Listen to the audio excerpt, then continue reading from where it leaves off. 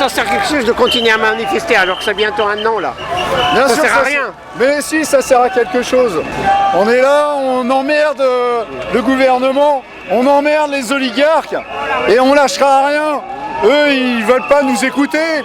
Ils sont dans la répression d'État, ils sont dans la répression policière et ils utilisent nos forces de l'ordre.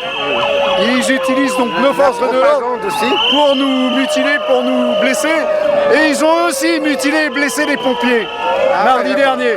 Et ça, c'est une honte.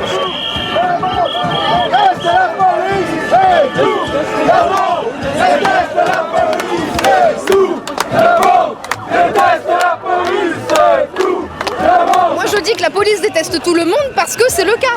Les mecs ils en viennent à taper sur la gueule des pompiers, ils tapent sur les enfants, ils tapent sur les femmes, ils tapent sur les vieux, ils tapent sur les plus jeunes, sur les moins jeunes, ils tapent sur tout le monde, ils détestent tout le monde. Donc avant que nous on les déteste, c'est eux qui nous détestent. C'est eux qui détestent l'ensemble du peuple. C'est pas nous on a tapé sur personne, c'est eux qui ont commencé à porter les premiers coups. Peut-être eux ils font juste exécuter les ordres, non? Peut-être vous attaquez à eux alors qu'il y a quelqu'un derrière eux là. Par exemple Castaner ou bien Macron, c'est lui qui décide. Eux, ils font juste exécuter. D'accord, alors dans ce cas-là, ça veut dire qu'ils n'ont pas de cerveau.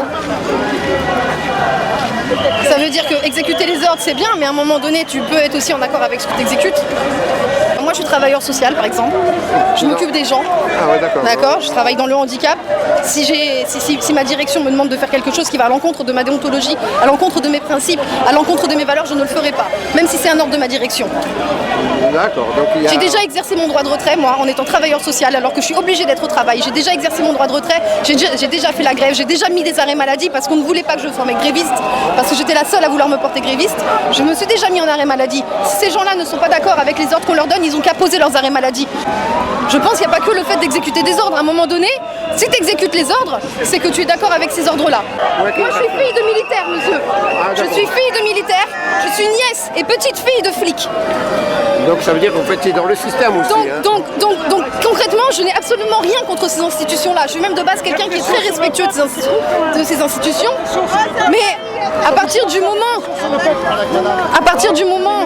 où ils exécutent les ordres, même sans réfléchir, alors qu'ils sont les premiers concernés pour les raisons pour lesquelles on est dehors. Ils sont les premiers concernés. Hier, ils ont négocié le budget 2020 là. Et tu sais ce qu'il est en train de faire là? C'est pourquoi ils font des diversions maintenant avec le foulard, l'immigration, etc. Mais oui, parce qu'ils sont en train de passer de nouvelles lois. Voilà, c'est ça. Et l'histoire du voile, ils le ressortent à chaque fois qu'il y a une loi qui est en train de passer, de toute façon. Mais justement, mais la loi dont je voulais te parler, c'est en fait ce qu'il vous a donné en décembre, de 17 milliards. Il veut la récupérer sur la sécurité sociale. Autrement dit, c'est ce qu'il a donné d'un main, il va le récupérer de l'autre main. Bien sûr. Et c'est ce qu'il est en train de négocier hier et cette semaine là.